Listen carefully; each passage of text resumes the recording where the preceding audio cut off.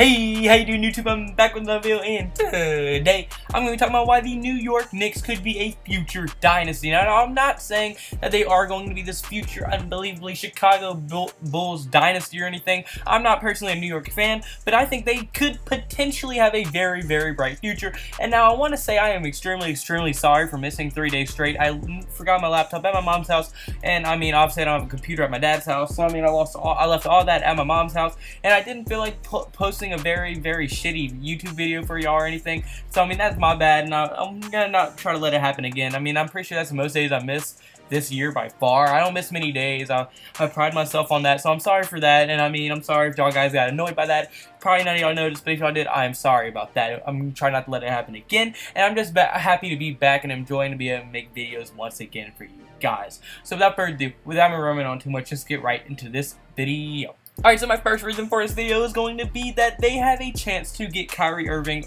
or Jimmy Butler, or maybe even both. Now, there have been a lot of rumors about possibly Kyrie Irving going to the Knicks and possibly Jimmy Butler going to the Knicks, or possibly them wanting to team up and go to a team like the New York Knicks. So I mean, if they're able to get one, or like I said, if not both of them, I mean, they're going to be a serious contender no matter what, as they will now manage to have either a duo of Porzingis and Kyrie, or they're going to have a duo of Jimmy Butler and Porzingis, or the potential, if they get them both, a trio of Porzingis, Kyrie, and Jimmy Butler. I mean, no matter how you look at it, it's going to be a dominant, very dominant big three of a team. As I mean, you have defense locked down with Jimmy Butler, Kristaps Porzingis, top 10 player in the league, of one of those once-in-a-generation players, and then Kyrie Irving, probably a top 5 point guard in the league. I mean, you really can't go wrong if you have that big three, and you're obviously going to be contenders to teams like the Golden State Warriors.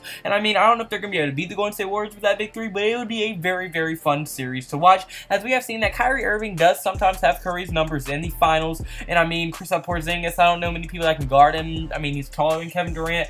It would be a fun matchup to see. And then you'd have Jimmy Butler probably guarding Durant. So I mean, it would be very fun to see, and I think that'd be a very good trio. But even if they only got one of them, and I mean Kyrie and Porzingis, and that's still a very scary matchup. But I think someone that would benefit him more would be Jimmy Butler, because I mean, Trey Burke, he did show flashes of being good. They have Frank Ntilikina. I don't know if I said his name right. He has a very weird name. But, I mean, they have them. So, I think if they were to get one of the two, I would rather them get Jimmy Butler, because now you'd have a Trey Burke, Frank, Kristaps, Jimmy, Enes Kanter. You'd have a lot more players to fit the system. Kyrie Irving would still be a great addition, don't get me wrong. But I'm just saying, if they were to get one, I'm sure they would prefer Jimmy Butler. Not skill-wise, just they would fit their system a little bit more, or what they need a little bit more. But I mean, if they can get either one of them, they're going to be a very fun team to watch. And if they manage to get both, the Warriors need to watch out. I'm not saying they would lose. I'm saying it would be a very fun series to watch. And if they do get any of them, they're both pretty young. Kristaps Porzingis is fairly young,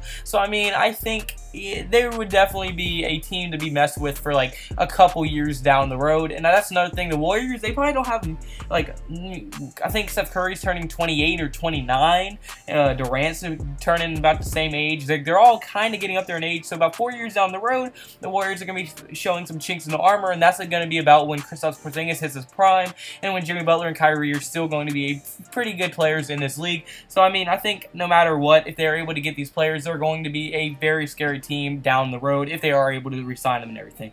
My second reason is going to be that they have Kristaps Porzingis. I mean, he's very underrated, but not at the same time. I mean, Kristaps Porzingis is probably one of those players that are going to be like one in generation. He's a 7-footer that can, I don't even know, he can do pretty much everything. He's pretty much, if he was bigger, he could play center. He's 7 foot tall, can shoot the ball, can score. He can pretty much do everything, and he does it pretty well. And he's also a very good defender. I mean, he literally does everything well. And I mean, you can see that as before his ACL injury or whatever it was that took him out for the entire year, he was an MVP candidate. In the beginning of the year, people were legitimately putting him as a potential MVP candidate. He was playing that good. And I mean, before his injury, this is what his stat line looked like. 22.7 points per game, 6.6 rebounds per game, 1.2 assists per game, and 2.4 blocks per game. So I mean, that shows that he can protect the rim very well. And I mean, I would hope so with how good of a wingspan he has. I'm sure that he will be a very good player in the future, assuming that he can recover from this injury very well. I think he will. And I mean, Kristaps Porzingis is going to be a top 5 player in the NBA probably one day. and I just think the unicorn is real. He'll probably be an MVP one day. He will definitely be an MVP candidate in the future. I mean, he already pretty much was before his injury. So, I mean, it'll be interesting to see how, if he can recover and go back to his old ways, I think that he will be a very, very nice piece for the Knicks, and I think they'd be foolish to ever let him go. But now my third reason is going to be all their young talent that they have. I mean, look at they have. They have Kevin Knox, who had a very good summer league and has the potential to be a future superstar in this league. And then Porzingis, he's still young. And then, I mean, if you're able to get Kyrie or Jimmy Butler, now you're going to have a big three of Kevin Knox, Kristaps, and Kyrie. I mean, Kevin Knox has the chance to be a superstar. Then you have Frank Ntilikina. I don't know if I said his name right. I am sorry if I'm butchering his name. He didn't have a very good year. I mean, he has the intangibles that you need, and I'm sure he will develop to be a pretty good role player, and he will be a very nice addition to their team. Trey Burke showed signs of being a pretty good point guard in the league. I'm sure he would end up being developed to a perennial starter.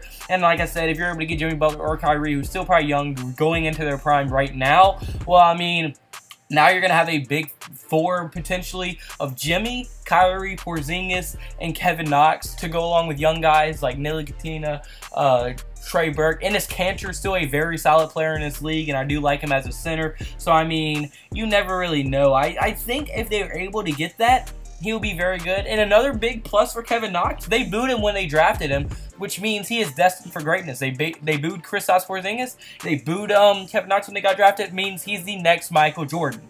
It's the only thing that it could possibly mean. I mean, at this point, I would boo everybody I drafted if I was a New York Knicks fan. And it works out, obviously. But now, I mean, that's pretty much going to be it for this video. So if you like the video, any point to like button and subscribe button, it would mean the world to me. And I mean, comment below. Do you agree with me? Do you think they could be a future dynasty? What do you think they have to do? Do you think they're going to be good in the future? Do you think they're going to be bad? Do you think they're going to be good this year? I want to hear all your thoughts and opinions in the comment section below. I really want to hear your thoughts. Y'all been showing tons of support on the channel. We hit 600 subscribers over this weekend. I think we're close to 650 right now. I mean, we're close to 700 already, which is unbelievable. I literally set the year goal for 300 subs. We're now almost at 700. Like, mwah, I'm going to do it after every video. I'm sorry. I mean, just thank y'all so much. Y'all are literally blessing my life, and I hope the support can keep going up. But even if this is where it stops, I'll be extremely happy with it. I mean, y'all are just showing me so much support, and I cannot thank y'all enough.